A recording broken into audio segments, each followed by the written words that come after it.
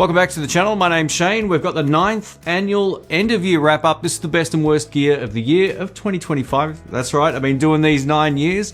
One of the OGs when it comes to putting these lists together before everyone gets on the bandwagon, but that's just how YouTube works. If you do like what I do, drop a thumbs up. I always get opportunities to have sponsors for these videos, and I say no because I'm not interested in ad reads. So yeah, if you appreciate that or whatever, just drop a thumbs up. All that stuff really helps, and let us know what the best thing you tested in 2025 was, because I'm going to go through the list of things that I tested this year that absolutely caught my attention.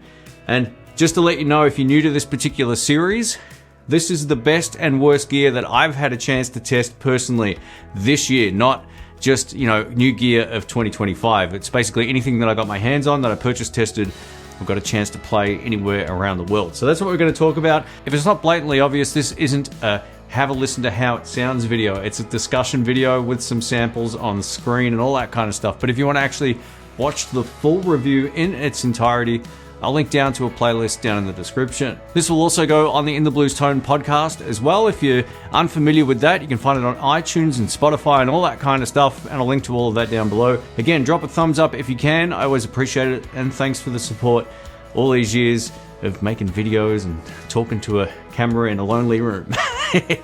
Let's get into it. All right, let's kick things off by talking about the best amplifiers of 2025. And the reason I'm grinning is I ended up buying an amplifier for the 3rd time. Now, if you're already subscribed, then you probably know what it is. But yeah, these amplifiers are phenomenal. And after buying them and selling them through necessity back in the day, and then buying them again and having too much stuff and kind of selling them, I thought, I'm going to buy one again and just keep it.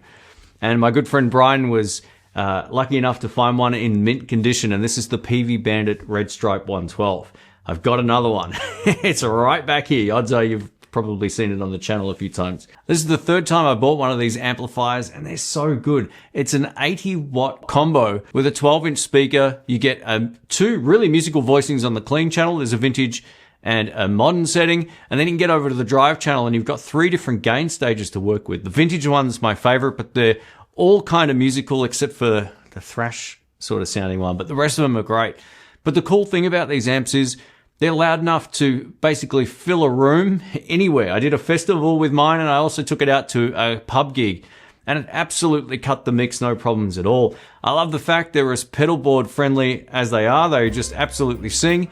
And if you need a little bit of something extra out of the tone, you can change the speaker. And I've put a Texas Heat speaker in there, which was just it's the perfect match for that amp. Kind of tames the top end, gives you a sort of like a nice fatter lower mid-range. And if you're a live player, it's just a pleasure to play. Using that with my pedal board, and at the time I was using the Royal Flush Plus dual overdrive pedal. It's great, but it handles any sort of pedal you throw at it. It's one of the few solid state amplifiers that will work well with the Klon. If you sort of edge the volume up a little bit more, you can get some really nice breakup out of the amp. So that trans tube technology is still great. If you've ever emailed me or you've asked me, hey, which amp should I buy? Should I get the Boss this or the Fender that?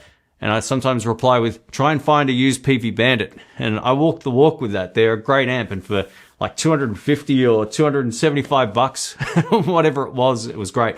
Now, I did load it up with a new reverb tank, which completely changed the vibe of the reverb. It's a really lush sounding reverb. Every bit as good as like a deluxe reverb now. It has that really premium sort of reverb sound. Slightly bigger tank in the back now, but yeah, just an absolute workhorse of an amplifier. And if you're someone who's sort of like looking for something that you can just plug in and play and fill a room and not have to worry about tubes and all that kind of stuff, see if you can find a used PV Bandit. I've been saying it for like 17 years. I still think they're one of the best amps till this day. Even in 2025, man, the Bandits from like the 90s and early 2000s are still going strong. So yeah, if you can find a Red Stripe Bandit, definitely give them a shot. In 2025, I revisited another amplifier that I hadn't played since I think their release, and this is the Marshall DSL 20CR.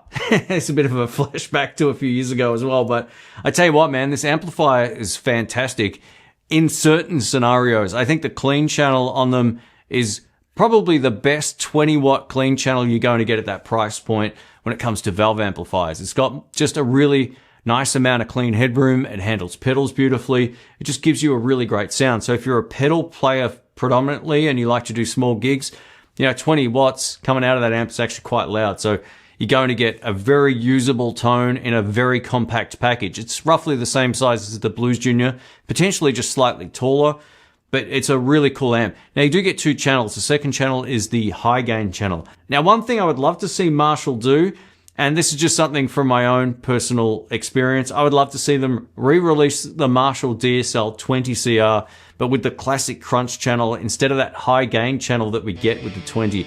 Now, that's usable in certain scenarios, but it's just a bit too high gain and fizzy for some folks. And I think Marshall are best known in most cases for their classic crunch tone over the ultra gain channel. That's just my 2 cents. But, you know, if they could incorporate all 3 channels, that would be awesome. But if we can only have 2, which is what the Marshall DSL 20 has, then I would much prefer a dead clean channel, which is what we've got, and the classic crunch. But overall, this is still awesome enough to land a spot on the best of 2025 because it's a really musical amplifier. I've used these in the context of a mix when we've done the Keys to the Guitar Shop series. I've used them in the studio, and they're just a pleasure to play. While I'm a big fan of the Marshall DSL 20, there's only really 2 things about them that might not be for everybody. Marshall went for the Celestion 7080 speaker, which actually sounds pretty good in that amplifier, but it's not the most innovative choice. I always feel like anytime someone puts a Celestion 7080 in anything, they never really took much time to experiment around with speakers. It's like, yeah, it's cheap, just put it in, you know, so that might not be for everybody, but it still sounds pretty good. And the only other thing which doesn't bother me, but may bother some folks with the DSL 20, is the fact that it's got a digital reverb circuit. I still think it works. It's just not as prominent as what you might find with the real spring reverb. But if you don't use much reverb or you don't use reverb at all, it shouldn't be a problem. For folks who are studio musicians, or if you're looking for a small combo that nails the Marshall rock tone, this next one's for you. And this is the Marshall JCM 900 studio combo. I was dying to try one of these since I first heard about them, and I finally was able to borrow it thanks to the folks at Sky Music. So massive thanks to them for the loan of some of the equipment that you've seen in this video. I didn't thank them earlier, but yeah, this is such a musical amp, especially on the drive channel. Now, it's a different sort of gain structure to the DSL. If you like the DSL sound on the crunch channel, you might not love the JCM 900 sound. It's a little bit brighter, it's a little bit more compressed and sort of grindy, and it's got more sag overall. It's just a different experience, but it's still very musical. Now, being that it's a 20-watt amp, you can get a ridiculously cool sound at a much lower volume, which is part of the whole studio naming. You can use them to record, and you're just going to get a great sound, which is killer. Now, some people critique the clean channel for not having enough clean headroom. I can kind of understand that, but the beauty of a Marshall amp, while they make great clean tone amplifiers as well, is their drive channel. I think if you're looking for a 12-inch speaker combo that gives you one of the most musical higher gain Marshall rock tones you're going to find, then the JCM 900 should definitely be on your radar. And while these are more expensive than the DSL series, they're not too crazy over the top. You know, I was looking at it just on Sweetwater before. They come in at about $1,300. That's the head price as of recording this video. So you can do the translation there. But I think overall, they're a very musical amplifier. Now, if you're someone who's screaming at the screen going, hey, 20 watts is way too loud for home studio work or recording, the beauty of this amp is you can switch it to 5 or 1 watt thanks to the power attenuation feature. So you can get a great sound at any volume, and I showcased that in my video. So yeah, again, the Marshall JCM 900 Studio gets a spot on the best of 2025. The best practice amplifier of the year in my tests have been this. This is the Mooer Future Intelligent Amplifier, or the F15i Li. These names are way too long. Who comes up with this stuff? But Mooer make really cool stuff, and this is no exception. You can see that we get a nice little touch screen on the front here. It's just loading right now. And once you've got this on and it's ready to go, you can just recall the same tones that you set up and you're ready to rock and roll. So I love the fact I can see exactly what I'm on, and I can change patches just like this. You can modify all of them thanks to a mobile app as well if you want to do it that way. But there's plenty of great sounds built into this, to the point where I've just never had to use my phone. This lives out in my editing workstation. So if I want to practice to some backing tracks and get out of this room occasionally, then I just plug this in and I'm able to get great rock tones, great clean tones, great sustain and delays and all that kind of stuff. And having a built-in battery is great. I can plonk this wherever I want, which is great. There's also a line out on the back for left and right, so you can go out of this into an audio interface or PA system or whatever and get some really great tones. But The sounds out of this are phenomenal. I love the design. The only sort of ding against this would be the fact that the touchscreen isn't great. Sometimes it responds, and other times you've got to sort of hit things a few times. But the beauty of it is you can absolutely get great tones out of it, and once you've got it set up, you never have to worry about it again. And it's really musical. Now, years ago, I raved about the NUX Mighty Light BT, that little sort of desktop practice amplifier. This is kind of like its big brother. Different brand, but same sort of concept. We get a couple of speakers in under here. It's just a real pleasure to play. And if you are looking for a practice tool that's inspiring, give this one a look. It's really cool. Over to an amp that I was completely enamored with, and I never had a chance to plug into one prior to this, and this is from a brand called Car. I got to test this out using a couple of really beautiful high-end electric guitars at the Guitar Sanctuary in McKinney, Texas. And this is the Car Rambler, and it's a sort of 28 watt amplifier that you can also switch down to 14 watts. Now, Car amps are made in the US. Now, there's a few things that makes this amplifier kind of unique and special. One, we get two 10-inch speakers. They also do make a 12-inch speaker version, but two 10s were the ones that I tried. So you get a much tighter bass response, beautiful clean tone. You can switch it from 28 watts to 14 watts just by using the Pento triode switch on there. So that was great. I can't remember which mode I was on, but I got to test them both, and they both sounded nice. So yeah, no problems at all in terms of tone there. But one of the things that really just stood out was how musical the tremolo circuit was in there.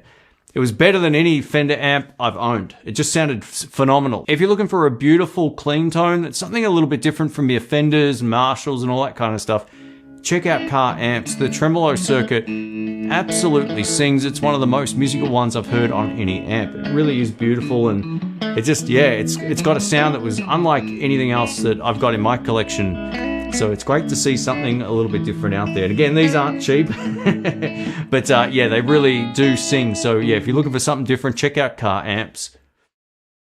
All right, let's get stuck into the best guitars of 2025. Now, I've actually played a lot of guitars this year, more than I probably would normally.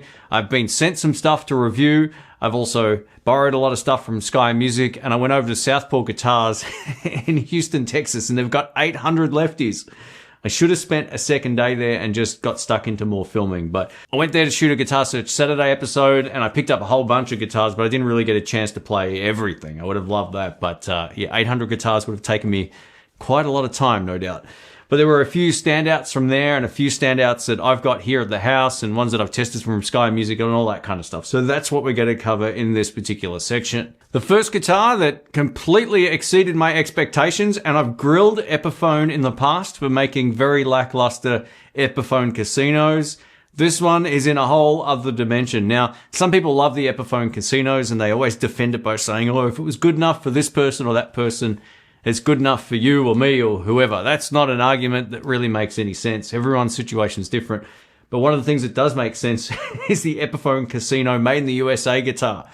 Man, oh man, the pickups are in a league of their own compared to the made in wherever they're made now ones in the standard range. They're just not even close. So if you're looking for a set of P90s that are super musical, nice and clear on the top end, and a guitar that feels like a premium instrument in the hand, then the Epiphone Casino made in the USA version is the way to go. I picked it up and I thought, man, I've never really loved Epiphone Casinos, but I'll give it a shot. And instantly it had all the things that I wish the pickups had from the less expensive models, and it played so much better. They're really in a different league. You know, this was the same old thing that you used to see a lot where, you know, the Epiphones are good, but the Gibsons are much better. Now these Epiphones are amazing. They really are. I would also argue that the latest range of Epiphones are much better than back when I ever tested the original Epiphone Casino. So they've all gotten better, but this particular one was in a league of its own. The pickups felt great.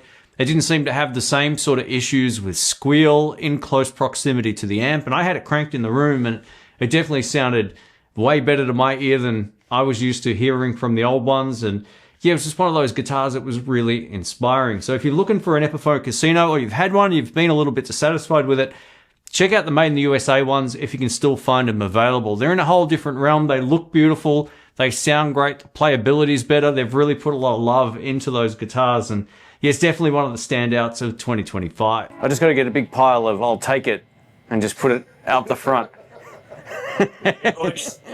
Yeah, wow. This is great. This next guitar is one I played in 2 separate locations on 2 separate trips. I played it first at South Austin Music in Austin, Texas, and then when I had to fly back to Texas, I played one at Southpaw Guitars, and this is the GNL ASAT Blues Boy. And this is the import model, so it's the one that comes from like Indonesia. And holy crap, man, these guitars are so good. You know, I got to play it back to back against an American one, and there wasn't that much in it. You know, sometimes when you play like less expensive versions of something like the Epiphone Casino thing that I just talked about, there's always a compromise. And sure, there might be some different playability and feel things between the more expensive made in the USA Blues Boy versus the import one, but I tell you what, there's not a lot of difference when you get down to the nitty gritty. They both feel and sound great. This is one of those guitars that I've always liked the idea of. A humbucker in the neck pickup and a Telecaster bridge pickup without the neck muddiness that you find on some of those like 72 thin line Telecasters, which have always had this ultra rolled off high-end sort of muffled neck pickup tone. Never really liked those. Those Fender thin lines, they look beautiful, but some of them sound great and most of them don't, at least the ones that I've heard. But the Blues Boy is kind of like the better version of that. I think one of the standouts with this guitar was not only did it play great, it had all the tones in there. You get that beautiful neck pickup tone, so if you want to rock out and have a buzz-free experience, you can do so. Get over the middle, you've got all the spank of the bridge pickup in your signal, so you get some of those really nice tele tones, again, with no buzz, and then you get over the bridge pickup, and it absolutely rocks. The tele bridge pickup's hard to beat. I'm not sure what the sort of future of these guitars we're gonna have, being that GNL basically out of business, or they're going out of business, or something to that effect. So yeah, I put a request in to see if I could order one of these, and unfortunately with shipping, it was probably more than what I would pay buying it locally, but this is definitely on my radar as a guitar that I want to pick up, because both of them, both the one at Southpaw and the one at South Austin Music, were both phenomenal guitars. And these are just straight up production models, and they're done right. I couldn't recommend them enough. I think they're right up there with my PRS SE Custom 24, which is the Korean one. So yeah, I think they've really sort of nailed the feel, the tone, and the overall playing experience to the point where I don't think there's much in it compared to the much more expensive versions. This next guitar is out of the Philippines, and if you've been watching my recent videos, I've been using it a lot, and that's because I freaking love this guitar. And that's the RJ Guitars Skycaster. This is made in the Philippines, and it's made to Japanese specifications. So the luthiers are trained by Japanese luthiers who make arguably some of the best stuff in the world. You can argue that if you don't believe it, but I think it's absolutely true. And this guitar is a shining example of the craftsmanship that puts them way ahead of a lot of other folks. So this is essentially a Strat style electric guitar, and it gives you some really musical pickups. We get a humbucker in the bridge and 2 single coils. And the cool thing with the visual design is too, not only does the body look amazing, the neck's one of the nicest you've ever seen. You can see all the details and winding on the pickups as well. It's just a beautiful guitar. If you like the look of it, it plays just as good or better than it actually looks. It's really something else. And yeah, it was a pleasure to review that video. I felt so inspired to play. It gives you the custom shop sound that you would expect from a custom shop guitar, meaning the pickups are lively, they're bright, they've got all the nice stuff that you would expect. But you can also get a whole bunch of pickup combinations that aren't typical on most Strats, for example. This is a much better guitar than any Fender I've played this year, and it's just got a lot of things going for it. One of the things I absolutely love about it is the neck. Not only is, again, visually it's beautiful, but we get a V-neck towards the headstock, and then it tapers up differently towards the end of the fretboard, so it makes it easier to play. But they've just nailed it. I absolutely love this guitar, and I bet you in 10 years, as long as I'm still around, I'm still playing I'm still playing that guitar, because yeah, I get to test and I get sent out a lot of stuff. I'm really fortunate. And some stuff I end up sending back after my video because I'm like, it'll just be sitting in the cupboard. But this thing, I absolutely love. It's a beautiful guitar, and if you're looking for something around the $1,500 to $1,600 mark that will give you, you know, excellent tone and feel and performance, check out RJ Guitars. I can't speak highly enough about them. And if you're thinking, oh, he's a shill, he just, you know, gets the free stuff, he's promoting it. I get lots of stuff, and I've been doing this a long time. If it was crap, I'd put it in the worst of the year, and we'll get to that later. But yeah, man, I tell you what, the RJ Guitar stuff is really on a different level. considering what it costs. So yeah, go check that video out. Also check out my guitar collection walkthrough video where we tested some stuff out in a live mix, and I'll link that right up here. This next guitar could be potentially the best value electric of 2025, and this is the Artist AT53. You can buy these in left and right-handed.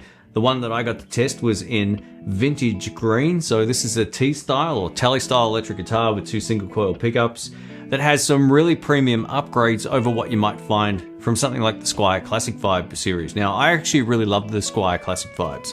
I've had 2 50s Teles and a 60s Strat. These are much better value. At the time of filming, this is roughly half the price of the Squier, and you're getting some premium upgrades, including stainless steel medium jumbo frets. So that's a big tick in my book. It means you're never going to have to get a fret job or have it, you know, fixed down the line if you wear the frets out. Stainless steel frets just last so much longer, basically indefinitely. I've had stainless steel frets in one of my other Telecasters. They still look brand new after 10 or more years. So it's a great addition to an inexpensive guitar. Secondly, the neck is nowhere near as sticky as my old 50s Squier Classic Vibe Tele. So that's great. So if you like a more playable sort of satin finish neck, you'll get a kick out of this. You can also buy these guitars in like a relic finish as well. So if you're looking for that kind of aesthetic, you can find them as well. You get glow-in-the-dark dot markers down the fretboard, which sounds like a small thing, but if you're in a situation where you're a live player playing in mixed lighting conditions, you can see exactly where you are thanks to those glow-in-the-dark dots. So it's a small thing, but definitely worth mentioning. I think where the Squier Classic Vibe potentially gets the win over this one is, I think they've got the made by Tonerider pickups in the Classic Vibes or something to that effect. They might just be Toneriders, I'm not too sure anymore, but yeah, they handle drive just that little bit better. Whereas these, if you max out the drive on your pedals or you've got your amp really cranked, especially with, you know, a high gain distortion, they can squeal a little bit. So that's maybe the only consideration. But these guitars weigh anywhere from about 2.7 kilos to about 3.3 kilos. So they're much lighter than my old brick of a 50s Squier Classic Vibe. Again, which I loved, but I think they're making great guitars. There's no question about it. This has to be on the list. Now, I'm going to also say that one of my good friends, Ben, got to try the Relic version out before I got to test the Lefty. And he picked it up and he went, "Holy crap, how light is this?" And I said, "Yeah, it's unbelievable." And he was really shocked how far artist guitars have come over the last few years. And yeah, I know a lot of people personally who have bought these particular guitars and they play them a lot because they're great.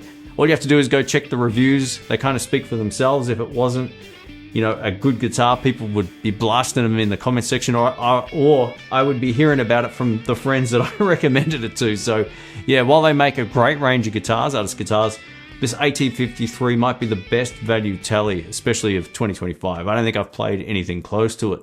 One of the most requested guitar brands that people wanted me to review were Ert guitars, and I dismissed it for a long time because I was like, what's an Ert guitar? It sounds like someone got the name wrong. It still kind of sounds like that, but I had to eat my own words when I actually got one in my hand. And this is the Ert DMX-10. Now this comes in at $839 US at the time of at least producing this video. And it's a beautifully made electric guitar. It's so close to the quality of my Kiesel, but without being at that particular price point. It's awesome. If you've ever played a made in Japan Ibanez Super Strat, it's along the same lines as that. We get 2 super musical humbucker pickups that just sound great. They're really cool pickups, but we get 10 different pickup configuration options thanks to the smart switching. They've basically, I think, just ripped off or got a very similar system to the Ibanez switching system that you might find. So you can use different coils and taps and all that kind of stuff. But if you just want to use it as a straight up rock machine in humbucker mode, you can do that as well. And that's where I think it really shines. There's a few things that really separate this from other guitars around the same price. The roasted maple neck is great. The 24 stainless steel frets are all fine as well. We get modern locking tuners. The nut is cut correctly, so if you want to use the tremolo arm, it actually works. It's one of those brands that I had no expectations on. I just thought, man, these are going to be just another cheap knockoff of something else, but they're not. They're absolutely playable. I've kept it. It's one of the guitars that I plan on keeping because it fills a particular sort of niche in my collection. And value for money, it's awesome. I've played it live. And it's a few people actually said, "Oh, is that your Kiesel? You changed the pickups." I'm like, no, it's a different guitar. But again, it's a Super Strat. It came in a beautiful gig bag as well. And if you're a right-handed player in particular, which I think most of the people watching this might be, then yeah, you're going to get a kick out of the value for money out of these. And yeah, the closest guitar I can compare it to is a made in Japan guitar. And these aren't made in Japan. I can't remember. They might be made in China. But they're built beautifully. They're absolutely built beautifully. Much like how Eastman guitars are built beautifully, these are built beautifully. So Shane likes Eastman. yeah, I don't think you're going to have a problem in terms of feel, playability, or tone. They've definitely got it all going on.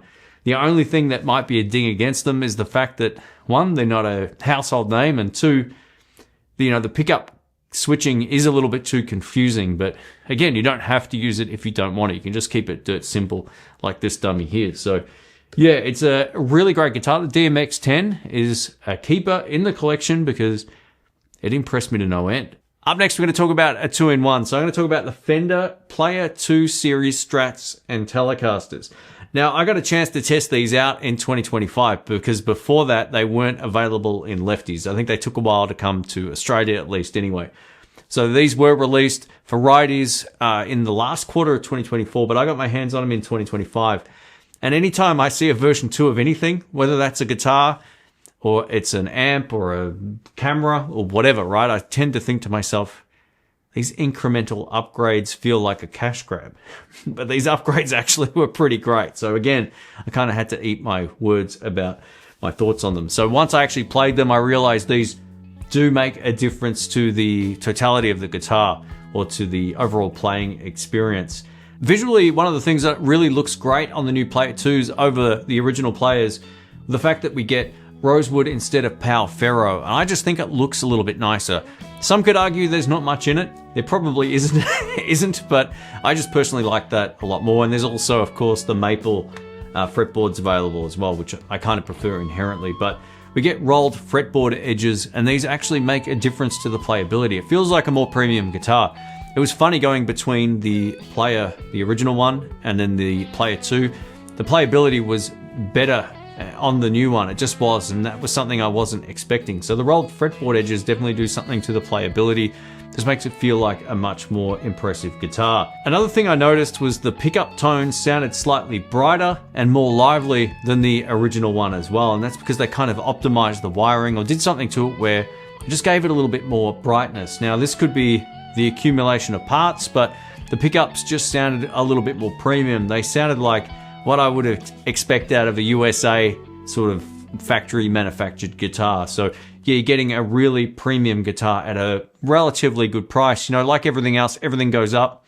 So you will be paying more for these than you paid for the last ones and before those and all that kind of thing. But the truth is, if you've got any made in Mexico Strat or Tally, they're all good. It's just these little refinements which landed the spot in this list for the Player 2s. And yeah, I was really sort of sometimes I think I know a lot about gear, and then I try something and I was like, oh, I was completely wrong about that. And it's happened a lot of times, and I'm man enough to admit it. But this is one of those times where a release of a guitar from Fender didn't excite me much at all when I first heard about them. And then I played them and I went, oh, okay, I kind of get it. These are slightly better than the version before them. But every other version before the last series of Player series all felt pretty similar and they sounded pretty similar. These new ones just have a little bit of extra something going on. So yeah, they've definitely landed a spot on this list. Let me know if you've tried the Player 2 series or if you own one. I think they're really great guitars. But again, if you've got an older one, they're definitely still going to do the job. All right, I have to put a Gibson guitar in this list. And this was one of the ones that I played on the Keys to the Guitar Shop series recently that I shot with Ben, Drew, and Dave at the store. And this is where we take guitars off the wall and we test them out in the context of a band mix. And we were just pulling guitars off the shelf. And I said in the video, this is by far the best Gibson Les Paul I've ever played. When I got all the project back in editing and I was looking up all the information on the guitars, I realized it was a $15,000 Australian guitar. So I ended up only buying two. Oh, I'm joking. Yeah, I wish. Man, this Gibson was beautiful. Now, this is all subjective, but one thing I've noticed when it comes to custom shop guitars from Gibson or Fender, and we're talking about the entry level ones or, even their standard series, the pickups on the custom shop guitars just sound objectively better. They're brighter, they've got sort of less muddy frequencies in them, and they're just inspiring to play. And that was the most inspired I've felt playing a Gibson guitar in years. It really was. If if it wasn't 15 grand, man, I'd be all over that guitar. Far out. It was in my mind and I was editing it. I'm like, this thing sounds unbelievable. While I haven't demoed this particular Les Paul at the house, it was an absolute pleasure to play. And if you already got one of these custom shop 59s, then you're laughing. It's one of the best guitars I've played from Gibson. Now, tuning stability is tuning stability. This is like the Achilles heel of a lot of Gibsons, but it wasn't too bad overall. I much preferred how it felt on and the tones I was getting out of it over the ES335 that I also really enjoyed. That was a great guitar too. But this custom shop Gibson Les Paul sounded fantastic. I think it's very similar to one of the guitars my friend Dr. Rick has.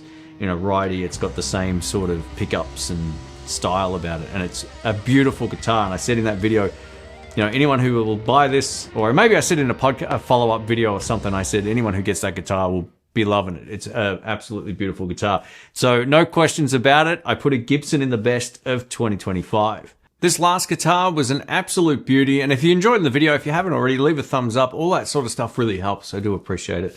This was another guitar that I got to play in McKinney, Texas at the mighty Guitar Sanctuary.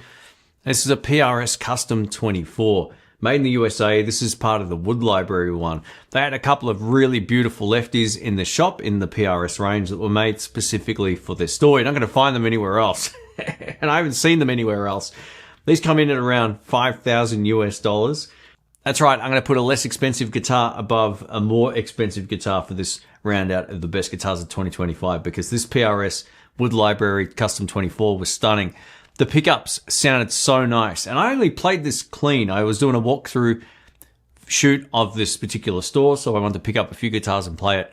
And this was, yeah, it was beautiful. It was inspiring. I think PRS pickups are continually getting better and better. It had all the stuff there. No weird low-end frequencies, just a nice, tight, punchy sound. Given that could have been partly because of that car amplifier I was plugged into as well, but again, it was just a beautiful glassy tone. It almost felt like I was playing a single coil guitar in some ways. It just had that sort of responsiveness, but out of humbuckers with no buzz. This guitar's still doing my head in to this day as I'm looking at it on the website here. It's absolutely beautiful. I don't think the photos necessarily do it as justice as how beautiful it is in person. So I've no doubt shown you some B-roll of it on screen here, but yeah, the pickups are actually the 5815 LTs. So if you're familiar with all the PRS stuff, that's what you get in this particular guitar, and they sound and respond beautifully. All right, over to a different section here. So while I'm going to talk about some of the stuff that I didn't really think was that great in 2025, I wanted to talk about some of the most divisive things because everyone's got a different opinion on stuff. What I think is great, some people will hate and vice versa, right? So we're going to talk about some of the stuff that definitely caused a bit of a ruckus in the comment section. The first being the Lava Studio amplifier. So this looked like a Mac Studio computer with an iPad attached to it. And this was a really innovative piece of kit. And I was really surprised how many people said, oh, this is the worst product I've ever seen. It's like blah, blah, blah, this and that. I think what happened was there was a lot of bad information that went out initially from some of the reviews. I think some people thought it was made of plastic when it clearly was brushed aluminium or aluminum. It had that same sort of finish as my computers. And then people thought the build quality was poor when it wasn't. It was actually built really well. Now, some of the critiques I had about it was the fact that the software was basically unfinished. It would reboot randomly and it just needs a few firmware updates. But it is pre-production software or pre-release software, I should say. So hopefully by the time this thing's actually launched, it has software that's reliable. And I said to the company, I'm going to review this. You've sent it out to someone who reviews gear. I'm not going to sugarcoat it. So I said at the end of that review, like I do if there's any issues with firmware and all that kind of stuff, that it needs a new firmware update before I would recommend it currently. But the whole idea behind it is great.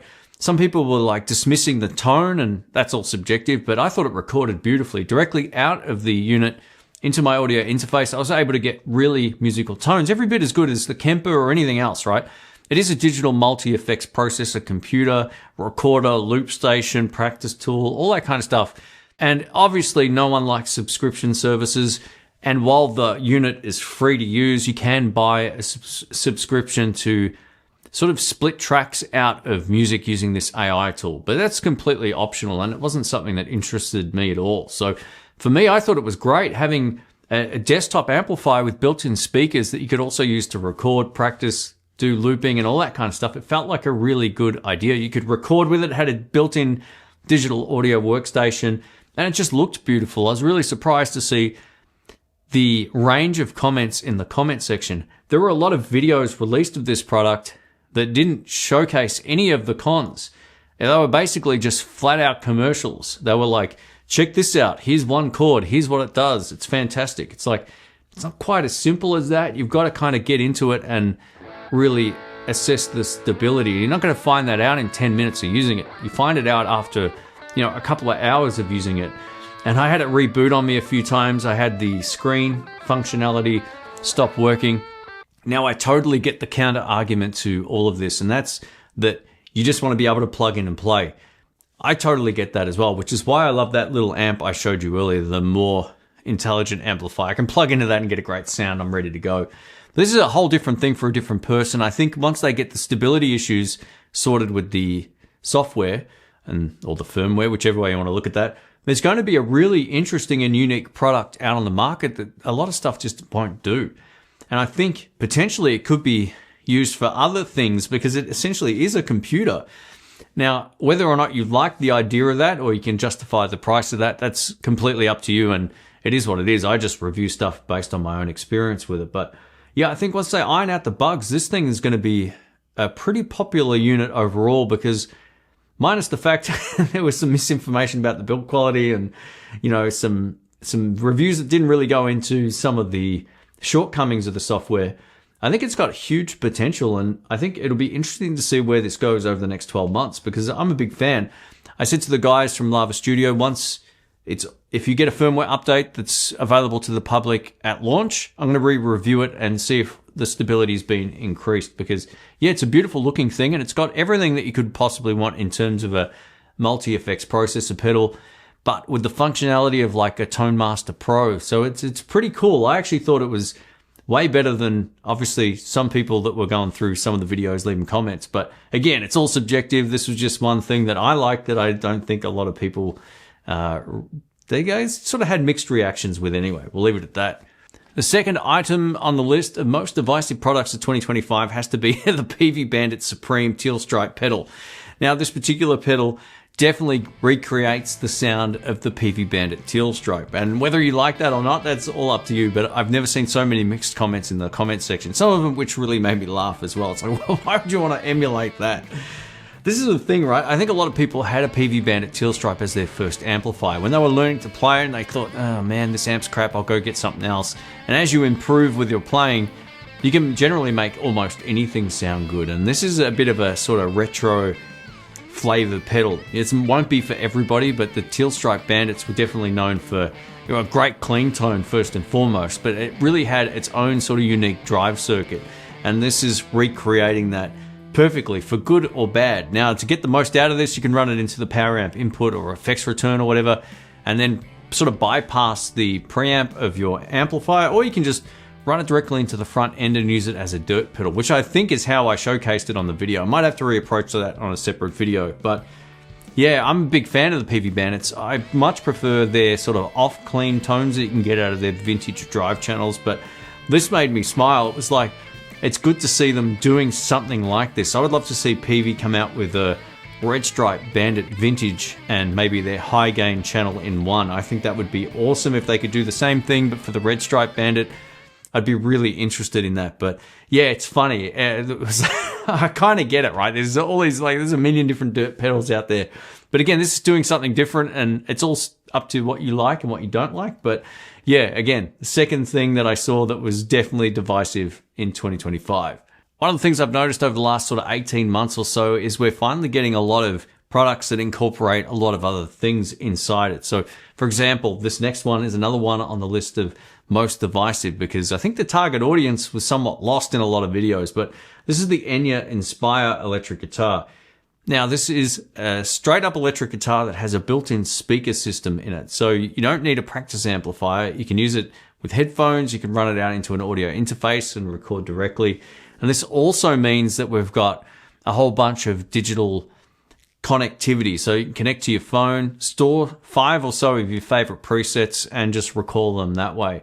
And it worked great overall. And in the room, it feels like the sound's just coming from all around you. And it's a fun practice tool, and it saves you having to take a small amp. Now, the counter argument to this is, why can't you just buy a cheap guitar and something like the Spark Go or the NUX BT Lite? You could absolutely do that, and I totally get it. But I actually really like this innovation. It's a good blend between like digital multi-effects processor pedals, a recording tool, a guitar that's playable and it feels good. Also, along with the fact you can use it without an amplifier, and it's a fun guitar to play, and I think that gets lost in reviews. People who have been playing a long time will see this as a gimmick. I thought it was a gimmick at the start. I know Rick's played one, I know my friend Ben has played one. They've both showcased the different guitars in the videos that I was part of. But it was really interesting to hear how nice it sounded in the room. And it's one of those things that's hard to convey unless you've got a room mic. So I tried my best to kind of mic up the room and showcase what it can do. I showcased how you could record directly with it.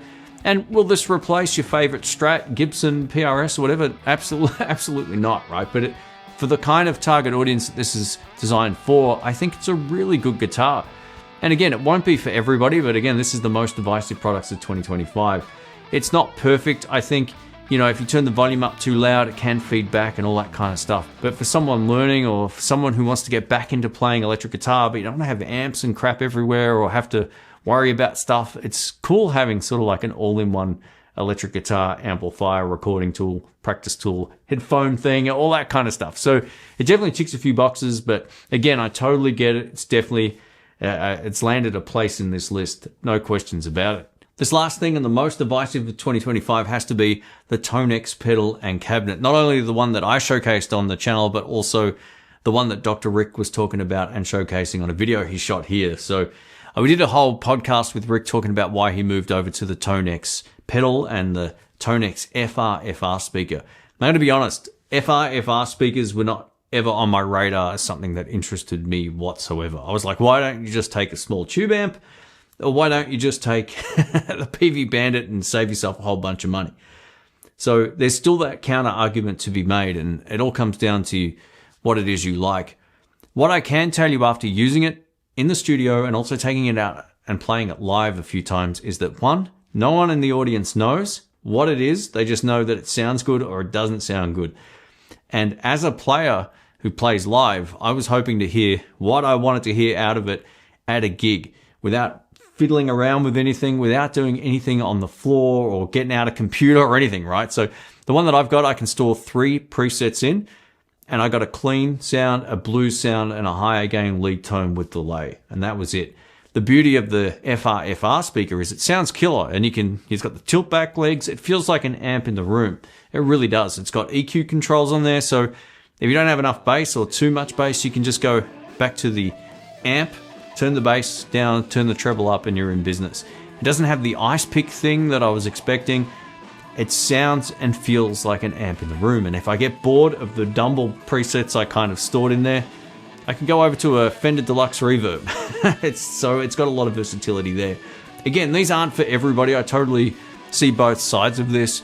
I'm mostly a simpleton when it comes to gear. I like my pedal board, I like my amps, I like it to sound a certain way, and I like it to fall within a certain budget, usually. And for me, the Tonix stuff seemed like why bother? But after hearing it in person, playing it in the room to begin with, and then also getting out and getting to test it live, I was like, man, this is really cool. And it was one of those things that completely surprised me. I had a few people go, man, the tone's great. What setting did you have on the Blues Junior? I'm like, that's not the Blues Junior, it's this. They're like, is that a Tonix? It actually shocked a few people. And at the end of the day, the audience don't care.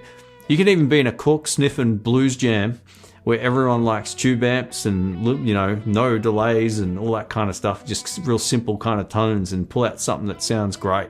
It either sounds great or it doesn't. I think the thing that surprised me was how loud the FR speaker is, how much clean headroom I got, and at the end of the day, how simple my setup was. I had a wah pedal plugged into the Tonix, going out into the cab, and that was it. I was like, oh, this is quite liberating. But so is a good amp, so I totally get it.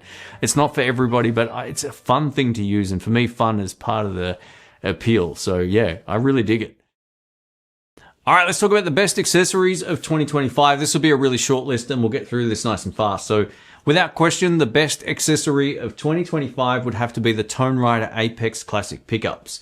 These are a set of Stratocaster pickups that are also noiseless. And unlike every other set of noiseless pickups I've owned over the years and then got rid of, these actually deliver the sound I was hoping for. And when Tonerider originally reached out to me and said, hey, do you want to review a set of pickups? I was like, man, I don't want to go through the hassle of replacing pickups in a guitar when I love the pickups that are already in there. So I've got one Strat. It's the American Original 50s Stratocaster. And I've got that currently, I had that currently loaded with the Lace Sensor Gold pickups, which are awesome pickups. They feel great to play. There's less noise than conventional single coils, but they're not completely noiseless. So I said, look guys, if you can please make a fully loaded pick guard so I can do the video and then switch it back after if I don't like them, that would be awesome. So they were nice enough to send that out. I put it in and went, holy smokes, they sound great. And they've been in that guitar ever since. Now, I love the gold lace sensor pickups. They're phenomenal, but they still were too noisy at certain venues once I started clicking on my dirt pedals. These are dead quiet. They don't have that weird transient note that you would hear from some of the Fender noiseless pickups. Now, I've owned 3 sets of Fender noiseless pickups before getting the gold lace sensors. No, after getting the gold lace sensors, I purchased a secondhand set of Fender hot noiseless pickups, the Jeff Beck ones. I ended up taking them out not long after because they just didn't have the feel of the lace sensors. I had all of this in my mind going over to the Apex Classic Tonerider pickups, and the Tonerider pickups were the best of them all. They're 100% noiseless. They feel and sound like a Strat. They're not super high output, or they're not, you know, weird in the in-between positions. You just get a whole lot of tone, and again, without the noise. So these are by far the best set of noiseless pickups I've had, and I've probably had 6 or 7 sets over the years in total from different brands and all that kind of stuff. And I'm a big fan. So if you're looking for noiseless pickups, don't break the bank, that deliver the sound of a Strat and how it should sort of feel as well, the squish and all that kind of stuff. These are by far the best ones I've tried to date. Over to the next best accessory of 2025, and this is the Zoom R20 portable recorder. Now, I'm a big fan of these all-in-one portable recorders. It's a nice, easy way to record a band without needing a computer and setting up all the software. You just basically plonk this thing on the ground, plug up to 8 XLR inputs, hit record, and you're good to go. In some ways, this is a big upgrade over the R16, which I've had for like 15 years or so. I've had it for a long time. And that's a great recorder as well. It's essentially the same end result, but the new R20 gives us a nice big screen, which is awesome. We can overlay tracks and see exactly what's going on a lot easier thanks to that LCD screen. It does have a few things missing from the R16, like a jog wheel, which I found really handy, but just the overall recording quality is fantastic. And the beauty of this is if you don't like using a computer and you don't understand how digital audio workstations operate, you can just get this, record and mix everything on the unit and output a track that way. It's, you know, not quite that simple, but you can do it with a small learning curve without all the knowledge that's required when it comes to sort of mixing tracks in the digital space, so to speak. So I'm a big fan of this. It records to SD cards, which is great. You can use it as an audio interface if you need to as well. But overall, it was a pleasure to use. We did a live session here at the house, and it's what I'll be using anytime we go to Sky Music or anywhere else we're recording the band, because visually it's a lot easier to see that it's recording. You know, so many times I've taken the old R16 down, thought I was recording and I wasn't, because you got to hit record then play. This one you hit record, it starts recording. Pretty sure that's how it works on the new one.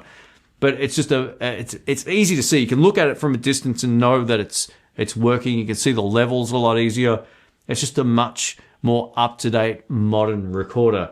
It's not perfect. I'm going to save some of this for my review because I haven't done it as of shooting this video, but I still think it's one of the best ways to get into recording a band with very minimal knowledge about how mixing and producing works. You can get great results out of this thing. As long as you mic up everything properly, you're going to get excellent results. All right, it's that time. If you skipped ahead, go back and watch the rest of the video. But if you haven't skipped ahead, thank you so much. And leave a thumbs up if you haven't already. All that kind of stuff really helps. We're going to talk about the worst products of 2025. And again, this is just my experience with some of this stuff. And some stuff felt a little unfinished. So we're going to talk about all of that right now. So one of the things that's driving me crazy recently are these cables. These are Diodario cables. Now, thankfully, these do come with a warranty. But I purchased a few of these. and I've replaced the long one twice, and the next one I've got to return is in the car. I've just had such bad luck with these cables, and I know I don't store them like this, by the way, but I just picked it up off the floor because I was using it earlier. I've just not been able to get these cables to be reliable, and I play live. There's one time I was out, I was playing live with these cables, and I was getting no sound out of my amplifier, and my friend Dave's like, is it the cable? I'm like, the cable's brand new, it shouldn't be the cable. He's like, test the cable. I'm like, it's not the cable. He was right. It was the cable. It wasn't getting connection from my pedal board to the amplifier. So I disconnected my pedal board, I plugged directly into the cable, still no sound. I'm having the worst luck I've ever had with these particular cables, and thank God they come with a warranty, because I'm absolutely invoking that each and every time something goes wrong. So keep your receipts. If you see a lifetime warranty on a cable and it only lasts a week or a month or 2 months or whatever, go get it replaced. You know, it's one thing that I've started doing, because yeah, unfortunately these cables, they look cool, and when they work, they're fine, but I've just had the worst run of luck with these cables I've had, you know, from any brand over the years. It's kind of frustrating. So if you're a live player, I probably wouldn't recommend these, just because things can go wrong. So bring some backup cables just in case, which is what I do now. I actually leave a little handy bag in my car just full of a few additional cables, patch cables, and a power supply, just in case anything goes wrong. But yeah, these D'Addario cables, unfortunately, aren't the best. What I'm going to do now is talk about a few of the things that either felt unfinished, or a few of the things that didn't really impress me that much. It's not to say that they're bad products, but there were a few that were definitely, you know, unfinished or a little bit clunky, or that were just like, man, the same old stuff time and time again. So that's what we're going to talk about right now. This next unit is the NUX Amp Academy Stomp. Now, I love the idea of this, and since shooting the video, it has more functionality, but at the time I tested it, I was really frustrated with the user experience. It just didn't feel very user-friendly. It also had these weird software bugs, which I mentioned at the end of the video, and you can go and watch that. So I always list the pros and cons, where I felt like the software was not completed properly. And this was where I would play some stuff. I would maybe put my guitar down, grab a drink, come back, start to play, and I'm like, where's my volume? Where's the tone gone? Everything's just sort of dropped out. So there were some definite bugs within the software that may be fixed. So what I'll do coming up is try it again once I update the firmware. I kind of got a lot going on during the week, like everyone does. So I do plan on revisiting things more often, and I've been doing that on this channel over the last 12 months. But yeah, this was one thing that just didn't quite feel as finished as it could have been ahead of launch. And I gave NUX all this feedback. You know, I'm a big fan of their amplifiers and effects pedals. I've reviewed probably 50 of their products over the years, or maybe close to 40. I'm not too sure what it is, but a lot. I've tested a lot of them. And this one was the first one where I went, I'm not overly happy with this. Hopefully it can be fixed, and if it has been fixed, that's awesome. I haven't tested it yet, but at the time of filming, you know, again, I always list the pros and cons, and that's the things that I mentioned was the software bugs were just a little problematic throughout my experience with it. But this is a software issue, so NUX will no doubt address it if they haven't already. But I just wanted to put in my experience with this, because while this wasn't the worst product I ever tested or anything like that, it definitely felt a little bit unfinished when I had my hands on it. So it lands a spot in the, you know, meh category. The next item on this list might surprise you, but I was a little underwhelmed with this for a few reasons, which I'll cover. And this is the Fender 62 Super Amplifier. The tone of it was quite nice, but it didn't really do anything that I hadn't heard from other Fender amplifiers. It was heavy.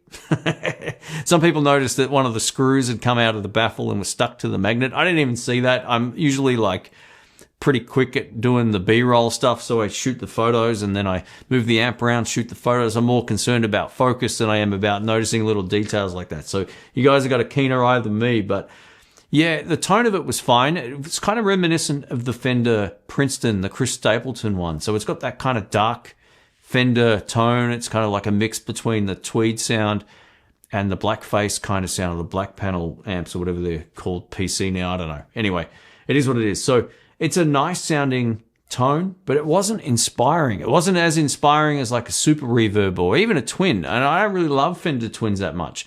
For me, I want reverb. You know, one of the things that it drives me crazy reviewing gear is the reissue thing. Like, it's great sometimes, but if you're going to reissue an amplifier, it's 2025, going into 2026.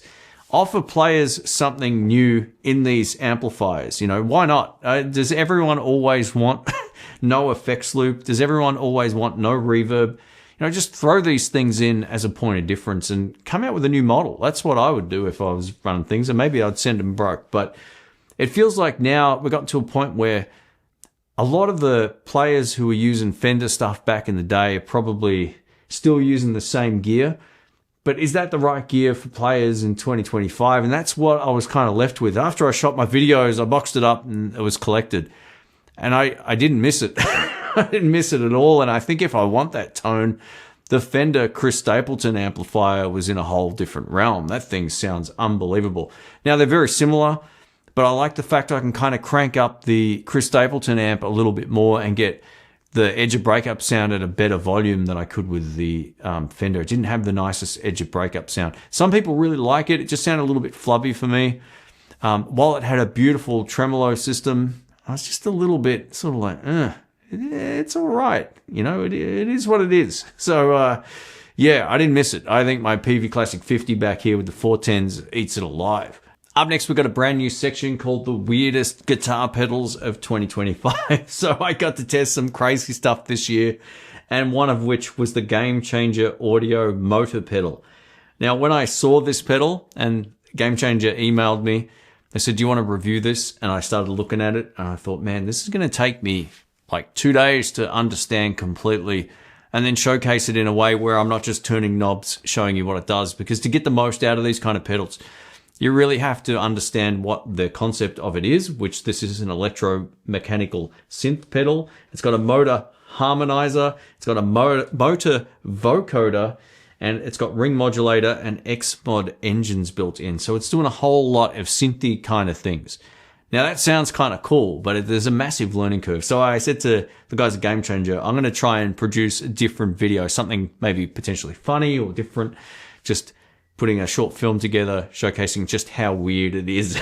It's one of those pedals, if you are a long-term subscriber, maybe 15 years or so now, you might remember I reviewed the Robot pedal, which was this crazy pedal that just had a whole bunch of sound in there. I basically could put the guitar down and walk away. There's a mode on here which gives you that exact same thing where you can just have it oscillate indefinitely and you can just mess around with it. It's kind of fun, actually. I'll probably do a video, like a normal video of it at some point if I can get my head around it. But I want to showcase just the crazy functionality and uniqueness of it.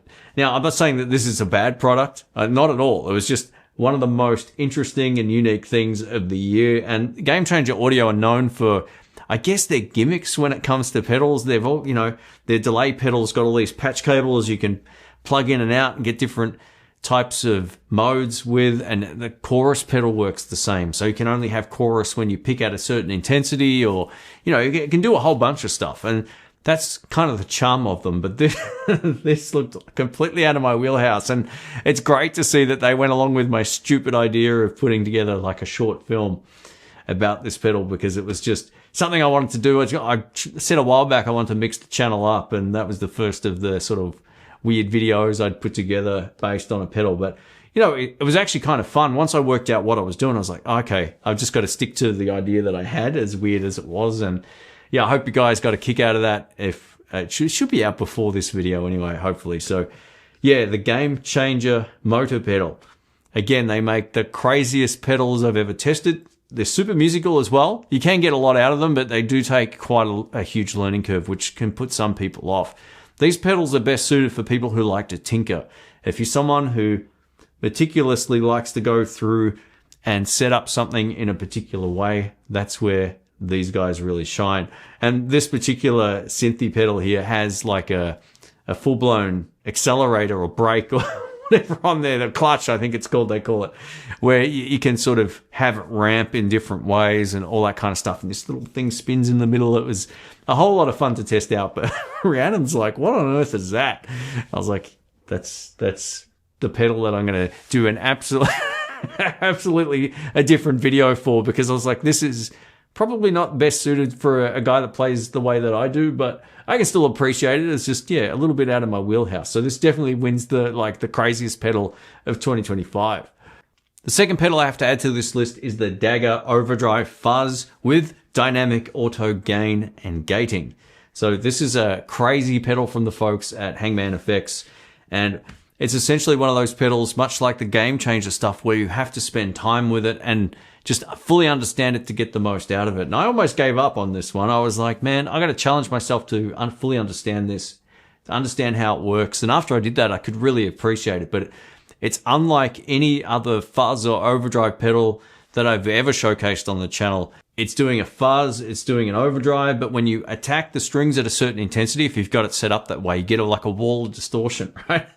So it basically has a limit depending on how hard you pick. Sort of like how the Game Changer audio delay and chorus works, where you can set it up in a way where dynamics make the effect kick in. It's a similar kind of thing, but at the same time, you can have it like a reverse gate. So you can kind of play a note and it will bleed into the sound. It can do a fuzz with like a really choppy sound, or you can get a really smooth sound, and you can change the way the gate works and all that kind of stuff. And it's completely analog as well, which is cool.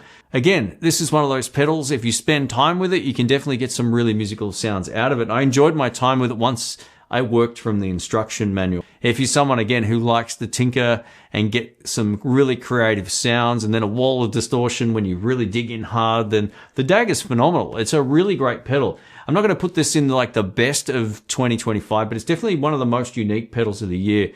And it's not, while it's not something that I would use if you like to play more alternative music, this thing's an absolute no-brainer. And it's a pretty decent price, being that it's built in the US, and they're just really unique. And again, much like Game Changer Audio, I think Handmade Effects are right there when it comes to maybe the two most innovative pedal companies. All right, let's get stuck into the best guitar shops of 2025. And these are ones that I showcased on my Guitar Search Saturday series. If you're unfamiliar with that series, I'll link up to it in the card so you can watch it after this video.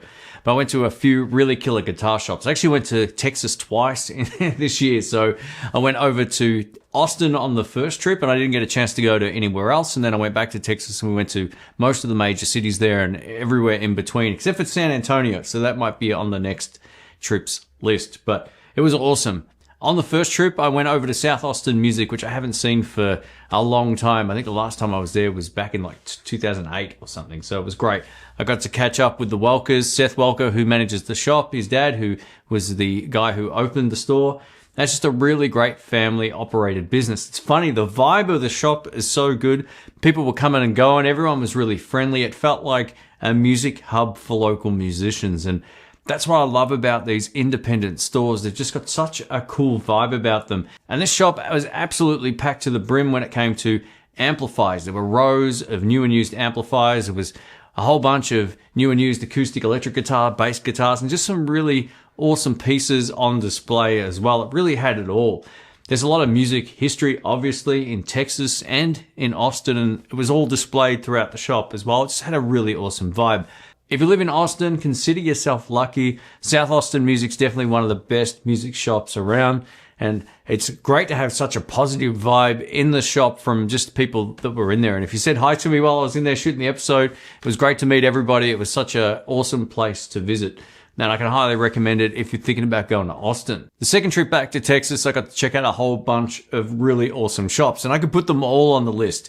But one of which I wanted to see for a very long time was Southpaw Guitars. It was awesome to meet Jimmy and Gerald and the guys at Southpaw Guitars, but also just to, reacquaint myself with walls of lefty guitars. It's been a long time since I'd been in that sort of situation. The last time was Jerry's Lefty Guitars in Sarasota. He's just moving his shop up to Tennessee, so I haven't been to that new shop. So what I can tell you though is Southpaw Guitars, it's amazing. There's like 800 lefties in stock at any one time. And Jamal, who you've probably seen on the channel back in the day on the live streams, he actually met up with me down there and we got to hang out and play some guitars and test a few things out. It was an awesome experience. So if you are a lefty, definitely check out Southpaw Guitars. The last shop I'm going to put on the best guitar shops of 2025 is, of course, the Guitar Sanctuary. I've been talking about it since the start of this video with a few different things that I've tested and seen. And man, what a store. It's like a high-end, sort of high-level electric and acoustic guitar shop, bass guitars, all that kind of stuff. But this is a really unique store for a number of different reasons. So the owner, George, he's also the developer of a lot of what you see in that video. It's amazing. He must be a busy guy, but he's got one of the most unique and interesting guitar shops that also has a venue connected to it. So you go through this like back tunnel and there's like this beautiful green room, and then you've got a huge stage with beautiful acoustics in terms of the audio acoustics. Like you clap and you can hear it for, a little while. It's stunning. They've got, a world-class PA system and live streaming set up there as well. Andy Timmons goes there a lot, but it's really great to see the best of the best gear in one spot with an experience that's unlike any other shop. One of the things that really surprised us when we visited the store was the whole area. It's called Adriatica, and it's all like old cobblestones. It's based off an old Polish village. I'm pretty sure that's what it was. And it had this like completely different vibe to anywhere I've seen in the US. And it was beautiful. Like it was absolutely beautiful. There was a Starbucks in the area that looked like an old building. It was just crazy to see that, considering what you're used to seeing in the US. A lot of it looks very similar in certain areas. Adriatica is completely different. It's beautiful. It's hot as there too, but that video kind of blew up in comparison to some of the videos that I produce on the channel. So thank you so much for all the support with that series. It really does mean a lot. I've got one more Guitar Search Saturdays in the bag, but odds are it will come out after this video, and if it's good enough to be in the best of next year, I'll add it to next year's video, so stay tuned. All right, let's talk about some multi-effects processor pedals, and one of which that completely, I think, surprised everybody when it first launched was the Sonic Cake Pocket Master. This thing is so good. It was $69 at the time I got to review it about 9 months ago, and man, it's really cool. So essentially it's a multi-effects processor pedal. It's about this big. It's got a built-in rechargeable battery. You can use it as an audio interface. You can use it with and without the cab and amp sim, so it will work directly to an amp, or you can just record directly out of it into your computer or audio interface. It really has everything. And it also now supports NAMM profiles, which is something I don't think it did at the time of launch. So it's a really functional unit that really gives you everything you could possibly want in something that's like $69. It's unbelievable considering the value. So without question, the Sonic Cake Pocket Master is the first thing I have to add to this list. The next unit I have to put on this list, and I was a bit late to the party with this, but I finally got some videos out on it, was the Hot Tone Ampero 2 Stomp. I think this might have been the first time I felt like you don't need to have actual profiles of amps or third-party IRs or anything. The tones I was able to get out of this were fantastic, to the point where you'd be hard-pressed to feel the difference when you're playing, if you're, say, recording through studio monitors with that and an amp sort of mic'd up outside of the room. It really did sound great, both clean and dirty. I love the overall look and interface with this unit as well. So whether you're editing the software on a computer or if you just want to tinker around with the pedal, it's nice and easy to set up. It gets the functionality win over a lot of the others that I'm going to talk about. But yeah, again, clean tones were great. The drive tones were awesome. I love what you can do with the signal chain, the buttons and tangible layout. Definitely a huge appeal. And I've been a big fan of the hot tone stuff for a long time. But yeah, the Ampero 2 Stomp, I think, is one of the most underrated sort of multi-effects processor pedals out there. If you've got one, let us know what you think. Now let's talk about this. This is the Vailton GP5. This is, again, another multi-effects processor pedal, but it comes in at $80, so it's slightly more expensive than the Sonic Cake Pocket Master, but the build quality on this is better. It's a metal enclosure. You can power it over USB-C. There's no internal battery, so just keep that in mind, or we get the 9-volt power supply on the back. Now, much like the other multi-effects processor pedals, this can be used on its own into an audio interface, PA system.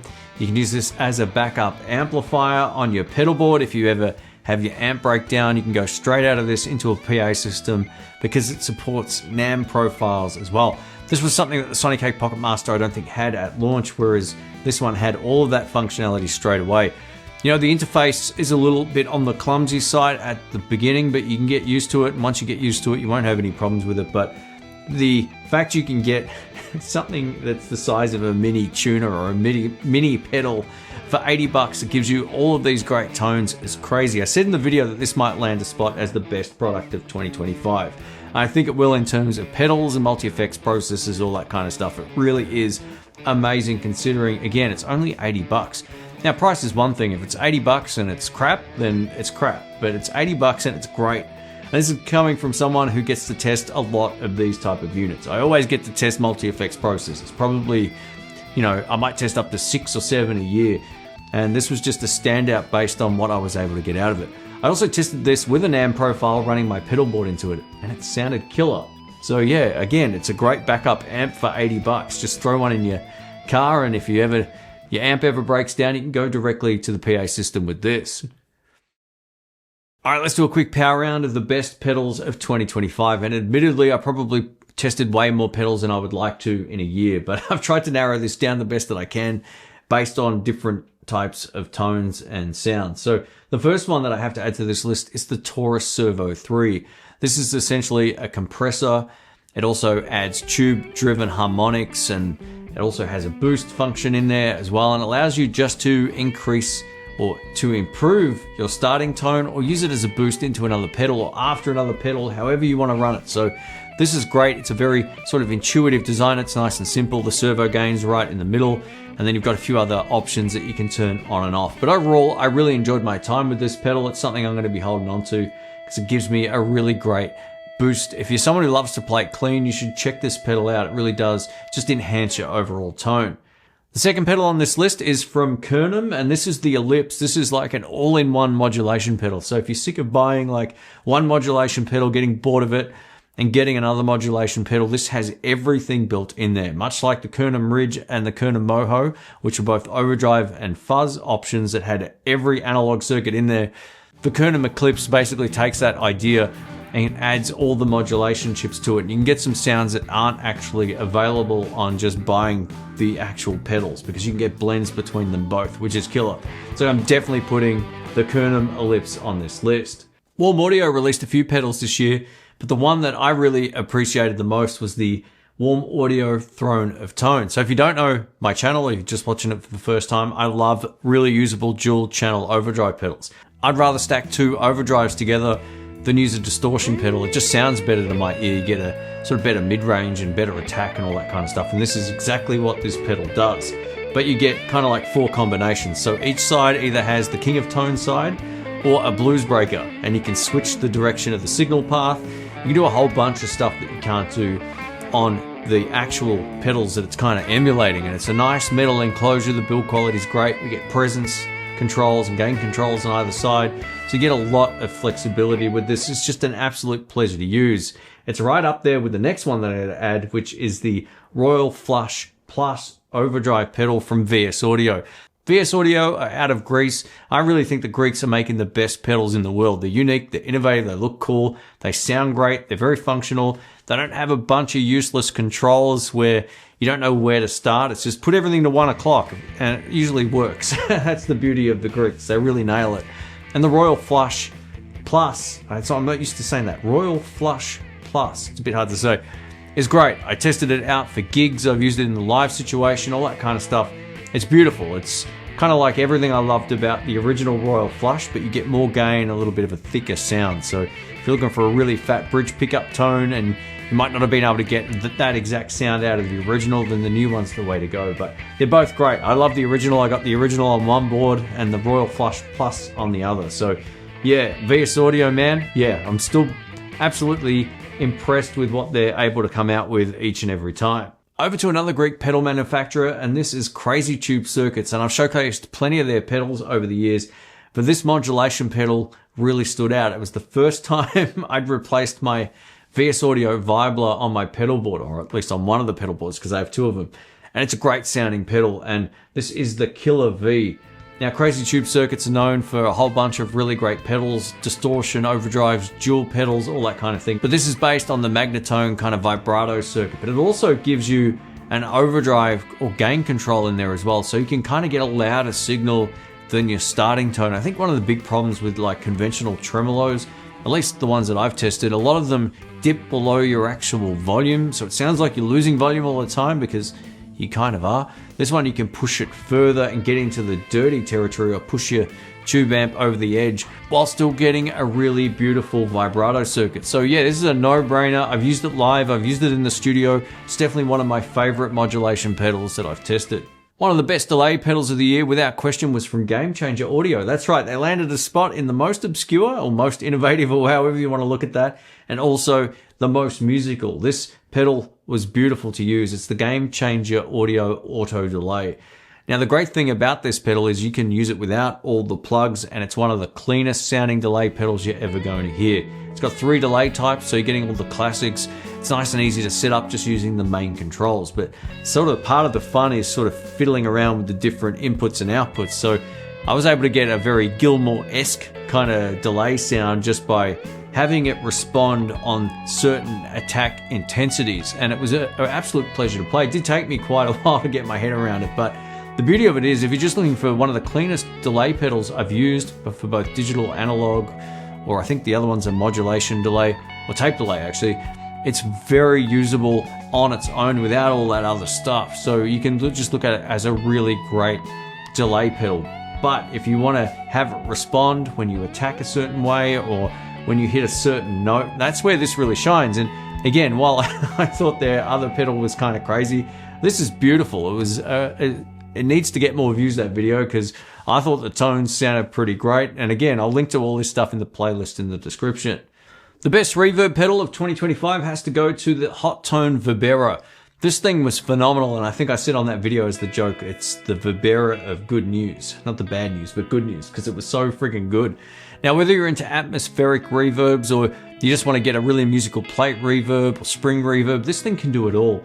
It also has IR support as well, so it captures actual rooms somehow. I don't know how it does it. You can incorporate a hold feature and allows you to kind of play over something that's sort of shimmering in the background if you want to use it that way. But it's more than just an ambient style reverb pedal. You can really get everything out of it. It's by far the easiest thing to sound musical I've used when it comes to sort of slightly different reverb pedals that just don't do one thing. So if you're looking for spring reverb, it's got it, but it's got all this other functionality in there that really sort of set it apart from the competition. Now, if you're looking for the best budget clone, the best one I tested without question, it's the Sonic Cake Trio Rider. I tested this with a range of other pedals during the year, and this just stood out as a great option. I've owned the Red Clone, and I've got the Warm Audio Clone, which is great as well, but this sounds every bit as good as my old Red Clone did. It has that option on the toggle switch, or you can go from the silver to the gold, which are slightly different voicings.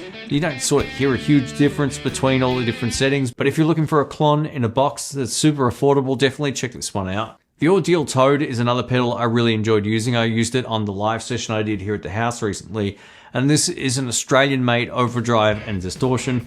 It's not a clone of anything. It's not a tube screamer in a different box. It's its own unique thing, and you can get a great blend between a distortion and an overdrive, or anywhere in between, right? So it's very musical. Definitely has its own feel and sound. It kind of reminds me of the full tone Plimsoll in some settings, and then completely different in others. So if you're looking for a super versatile pedal where you can sort of use high and low pass filters to change the response of the pedal, definitely give this one a look. Another standout was the Origin Effects Deluxe 61. This is essentially a Fender amp in a box and a beautiful tremolo in one.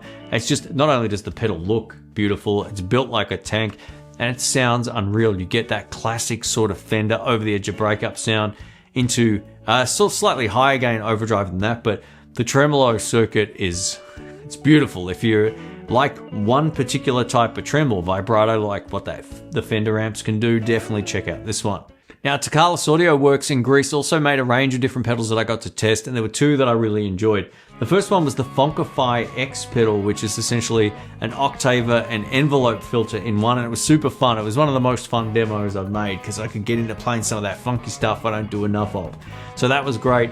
The second pedal I really enjoyed from Takalis Audio Works was the Mothership, which is essentially a tube-driven preamp pedal that allows you to go directly out into a PA system or sound card thanks to the IR support, but it's also just a beautiful sounding dirt pedal you can use directly into an amplifier. So it has a lot of different functionality. You can connect it to the computer, change the IRs and all that, but it's a tube-driven preamp, and while it looked a little bit daunting the first time I took it out of the box, I realized it's not that complicated. Until you get your sort of head around the layout of it, and then you go, oh, it's just two channels essentially, and each channel has a secondary volume and gain control that you can turn on and off. So it's kind of like a 4-channel pedal. While it's big and it looks overwhelming, I had so much fun on that video, and I think the direct recorded tones to my audio interface really spoke for themselves. Last pedal I'm going to put on this list is the TWA source code, which is made by Totally Wicked Audio. I just reviewed this at the time of making this video, and it was unbelievable. It feels reminiscent of a Tube Screamer, but it's got a much more modern sound, giving you more top end. It doesn't seem to attenuate the low end as much either, which is awesome. And you get an extra control, which adds more gain. It's a really musical overdrive. If you're a fan of the Tube Screamer, but you're looking for something a little bit more modern, definitely give this one a shot. I want to test out the TWA source code on my pedal board in conjunction with my Royal Flush. I think they're going to play together really nicely. So subscribe and click the bell if you haven't already, if you want to see that coming up. But it's a beautiful sounding pedal. Now this isn't a Tube Screamer clone, it's a new pedal designed by the inventor of the Tube Screamer, Mr. Tamura. It's a great sounding modern take on a very iconic sound. So there you have it, that's the wrap up of the best and worst music gear that I've personally tested in 2025, along with all the other categories that I threw into this particular video. Now I know this has been a mammoth of a video, I can already tell. It's not in editing at the time of doing this, and I can just tell this is going to be a long video. So thanks for sticking with me if you watched all the way through. If we can get this video to 1,000 thumbs up, that would be awesome. A massive thanks to all the channel members, Patreon crew, subscribers, viewers, commenters, and everyone else who interacts with the channel. I really appreciate it. If you want to support the channel any further, I'll link down to some of my In the Blues t-shirts or Guitar Search Saturday tees, and you can check them out if you want to grab one. I've got a brand new store on Fourth Wall. They're doing some really cool stuff over there. T-shirt quality is much better than they were at Teespring. So I moved everything over to there, and I reply to everybody, every single one who buys a t-shirt, with a personalized video saying thank you. And I really do appreciate all of your support this year and throughout the years as well. What a video. It's been a long one. It's getting late here. I started earlier in the day and it's time to go. So thank you again, and I'll catch you on the next one. Have a great one.